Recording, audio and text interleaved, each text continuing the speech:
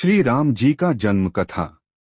अयोध्या के महाप्रतापी सम्राट महाराज दशरथ इक्ष्वाकु वंश के गौरव थे। वे समृद्ध और न्यायप्रिय राजा थे, लेकिन उनके जीवन में एक गहरी चिंता थी। राज्य का कोई उत्तराधिकारी नहीं था। इस समस्या का समाधान खोजने के लिए उन्होंने अपने कुलगुरु वशिष्ठ से परामर्श किया। वशिष्ठ मुनि ने राजा दशरथ को पुत्रेष्ठी यज्ञ करवाने का सुझाव दिया, जिससे उन्हें संतान प्राप्ति का वरदान मिल सके। राजा दशरथ ने विधिपूर्वक महान यज्ञ का आयोजन किया, जिसे ऋषि श्रृंगी ने संपन्न कराया।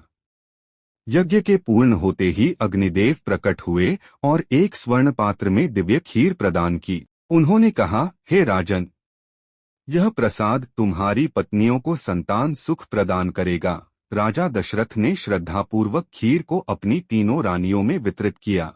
रानी कौशल्या को आधा, रानी कैकेयी को 1/4 और रानी सुमित्रा को शेष भाग दिया।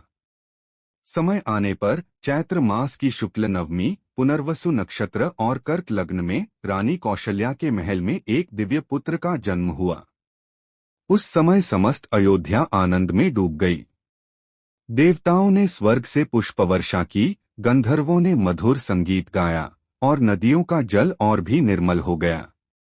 पूरे राज्य में उल्लास छा गया और महलों में मंगल गीत गाए गए। राजा दशरथ के अन्य पुत्र भी जन्मे। रानी कैकेयी से भरत और रानी सुमित्रा से जुड़वा पुत्र लक्ष्मण एवं शत्रुघ्न।